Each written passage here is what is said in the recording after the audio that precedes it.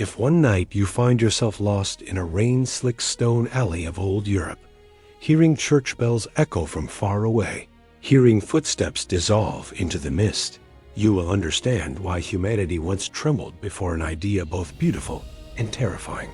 If we can mold a creature from clay, breathe commands into it, turn it into a guardian, a laborer, an iron arm of justice, then what happens when that child looks back at us with eyes that hold no soul, yet carry enough strength to crush anything? The Golem is not merely a monster from legend. It is the greatest question we have ever thrown into the dark. We want to create life with our own hands, but do we have the right to play creator?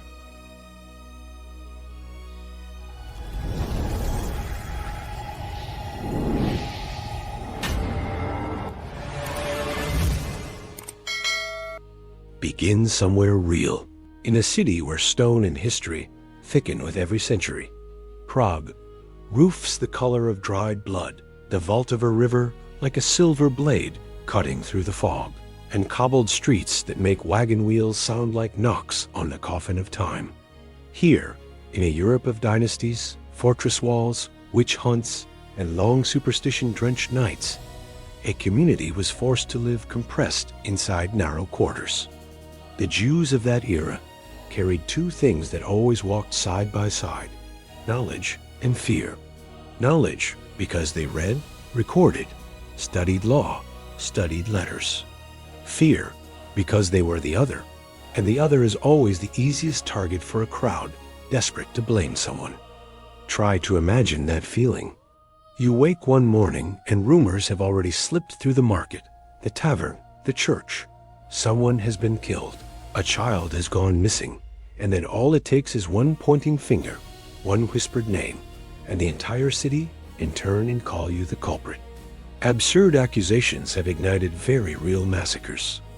And on nights like that, someone thought of a solution not meant for the faint of heart. If people cannot protect people, then create something that can stand in the doorway, a walking wall, a giant hand that obeys. Not an angel, not a demon, but something in between, something shaped from the very earth beneath our feet, the Golem. In the stories passed down through generations, the name most often bound to the Prague legend is a scholar, a rabbi, a man revered for wisdom and virtue, Rabbi Judah Lo ben Bezalel, often affectionately called the Maharao. He was not a sorcerer in a glittering cloak fit for a stage. He was the kind of person who, upon entering a room, made others fall quiet, as if he carried an entire library inside his eyes. And that man, the legend says, stepped to the edge of the forbiddens, using the secret of letters, of names, of sacred speech, to make a form rise from mud. The night of the Golem's creation is often told as a rite both holy and spine-chilling. Clay was taken from the riverbank, soft and heavy, carrying the damp rot smell of water and moss. This was not garden soil. It was riverbed earth, the kind that swallows moonlight and returns only the sound of waves. A body was molded, tall as a guard, face rough, hands thick, shoulders broad. It did not need beauty, because it was not born to be loved. It was born to do a job. And then the decisive moment came down to something smaller than a breath, a word. In Jewish mystical tradition, letters are not merely symbols. Letters are the architecture of the world. If you believe the universe was spoken into being, then language itself is the key. The Golem is switched on through a holy name, a slip of paper bearing letters placed in its mouth, or a word carved into its forehead. People often tell it with the word emet, meaning truth. A creature that rises by truth sounds noble, doesn't it? But in legend, truth always has two faces.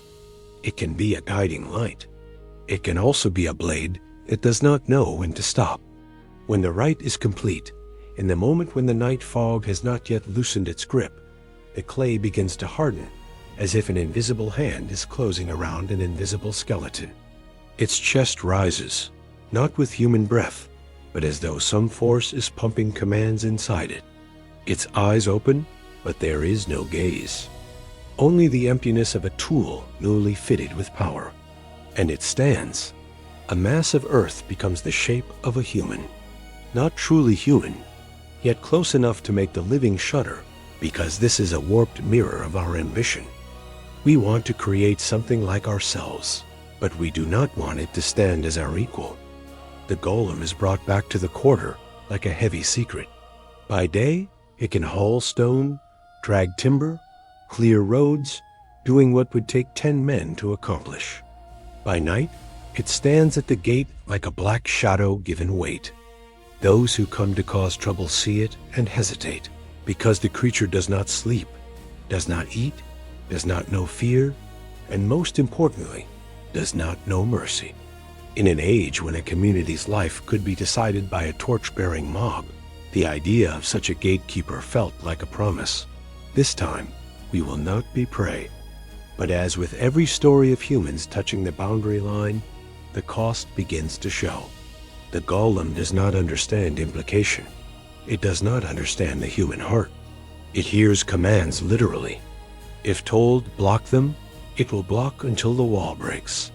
If told, catch the enemy, it may crush an innocent person simply for running the wrong way.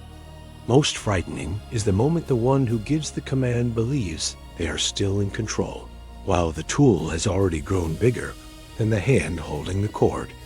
Some versions say the golem grows stronger, harder to manage, like a machine whose power has been increased without breaks. Some say that on a holy day, its maker forgets to shut it down, and the golem moves through the streets like a storm, smashing doors, overturning belongings, not out of hatred, but because it was never designed to understand when to stop. And here is the detail that makes the Prague legend a perfect symbol. To make the golem die, one needs only erase a single letter. Remove the first letter from emet, and it becomes met, meaning dead. A change as small as dust, yet enough to turn a giant into a heap of clay. There is something both beautiful and chilling in that. The creature's life does not live in a heart, not in blood, not in a soul, but in a character. It lives on a line of command. It dies when the command is cut.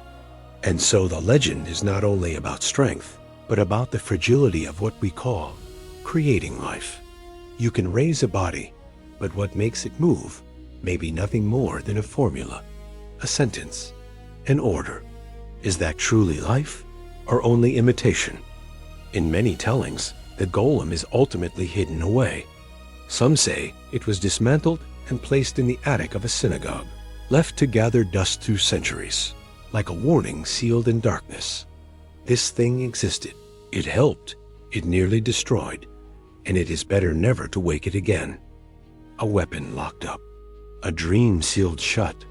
From there, the golem becomes a cultural ghost. Not because it haunts people, but because its idea keeps returning again and again inside our most modern questions. Now widen the lens. The golem does not belong only to Prague. In Hebrew, golem originally suggests an unfinished form, raw material not yet made into a person. It is the embryo of humanity, a shape before the soul arrives.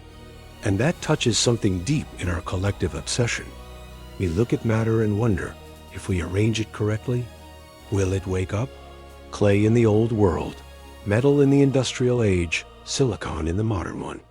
The form changes, but the dream does not. The golem is the story of power in the hands of the weak. A threatened community imagined a protector that cannot be bribed, cannot be intimidated, cannot grow tired. It is a profoundly human reflex. When law will not protect us, we reach for something else. But the golem is also the story of the creator's lowliness. The one who makes a golem, even with good intentions, steps into a place religion and ethics have always warned against, the place of the creator. And in that moment, the story shifts from being harmed to being capable of harm. Victims can forge weapons, and weapons have no morality. What makes the golem different from many other monsters is that it is not born from hatred or a curse. It is born from labor, responsibility, good intention. With Dracula or demons, classification is easy: evil. The golem lives in a more dangerous gray zone because it resembles an invention. It is built to solve a problem. And every powerful invention carries two questions. How many lives can it save? And how many can it destroy if it falls into the wrong hands? From here, the golem becomes a bridge to modern symbols. Do you see its shadow in Frankenstein? A body assembled, sparked into motion, then abandoned by a creator who does not understand what he has made. Do you see it in the first industrial robots?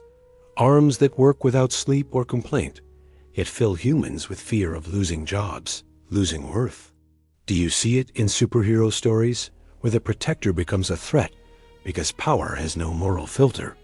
And do you see it in the technology of our own era, when systems can learn, respond, generate content, shape crowds, while most of us still cannot agree on the simplest question: who is responsible when it causes harm? The frightening thing about the golem is not its strength. The frightening thing is that it does not understand. It is not evil, but it is not good. It is absolute obedience. And absolute obedience is what human history has both desired and dreaded. Desired because everyone wants a tool that does exactly what they intend. Dreaded because when my intention becomes the only standard, ethics dies first. In legend, the golem follows the letter of the command. In real life, many disasters begin with the sentence, "I was only following orders." And the emet and met detail leads to something even subtler: the power of language. The golem is controlled by letters. It lives by letters. It dies by letters. You can read this as a metaphor for how societies run. A signature can start a war. An order can move an army. A line of law can strip millions of rights. And a lie repeated enough times can become truth in the eyes of a crowd. In the golem's world, words are magic. In our world, words are still magic, only we call them by different names: media, law, propaganda, data, algorithms.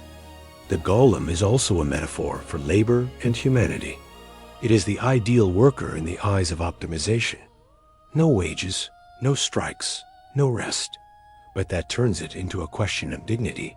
If we create a person only to serve, have we created life or created slavery?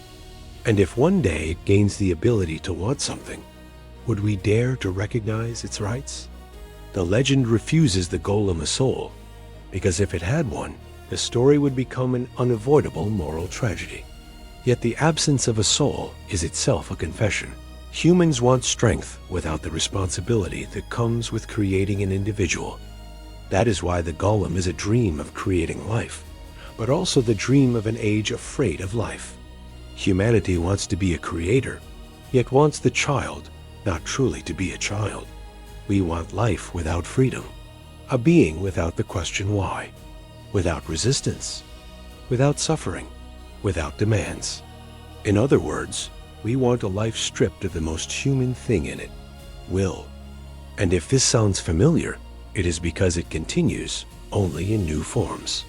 When we talk about making intelligence, making synthetic organisms, building automation to replace humans, the question, are we creating life or creating tools, has never cooled. It is simply hidden under technical language. But do not think the golem is only a warning. It is also in consolation for the abandoned. In the darkness of injustice, the dream of the golem is the dream that something will stand up to protect the weak. A gentle giant that only turns violent when used wrongly. That is how legend heals itself. It gives a community a symbol that they are not entirely powerless. Even if in reality, they cannot shape mud into a person. In imagination, they can shape hope. And sometimes, hope is the only thing that carries people through a cruel era. So why does the golem endure in Western culture, from folktales to novels, film, and games? Because it strikes both a primal fear and a modern one. The primal fear is the fear of a human-shaped figure that walks. A doll that opens its eyes in the night, something that looks human but is not. The modern fear is the fear of systems we create that we do not fully understand. A financial machine running on formulas, a social network driven by recommendation, a technology spreading faster than law, faster than ethics. The golem is the ancestors' way of describing what we now call unintended consequences. And there is one final layer of meaning, quiet but deep. In many readings, the golem is a mirror of humanity itself. We too are molded from earth in a symbolic sense. We too live by words, by the stories we believe, the rules we follow, the meanings we carve into our own foreheads. The difference is that humans can ask what they are doing. The golem cannot, unless the storyteller wants an even greater tragedy. And so the golem reminds us that life is not merely motion. Life is awareness of consequence, the ability to stop, the ability to say no, even when one has the power to say yes. If you return to Prague in your imagination, watching the Vltava flow through the city as it has flowed through countless lives, you can feel how the golem legend is like a stone submerged beneath the water. You do not see it every day, but the current must bend around it. Humanity is the same. Every age builds its own golem. Sometimes it is a weapon for defense, sometimes a machine to free labor, sometimes a system to make life more convenient. And then, sooner or later, we face the old question again in new clothing. Who will erase the letter when everything slips beyond our grasp? Who will be responsible when the giant no longer obeys? And more importantly, are we wise enough from the start not to carve its forehead with arrogance? The golem, a creature of clay, is humanity's beautiful dream in despair and humanity's nightmare when it believes itself all-powerful. It tells us we can create movement, create strength, create a form that resembles life. But between clay and soul lies a distance not measured only in technique. It is measured in ethics, in responsibility, in whether we dare admit that what we create will reflect us, both the noble part and the dark. And when the story closes, what remains is not the image of a mud giant, but the image of a human staring at their own hands, smeared with earth, trembling slightly, because for the first time they understand a truth cold as stone. The dream of creating life is not only a power, it is an oath. And every oath has a price.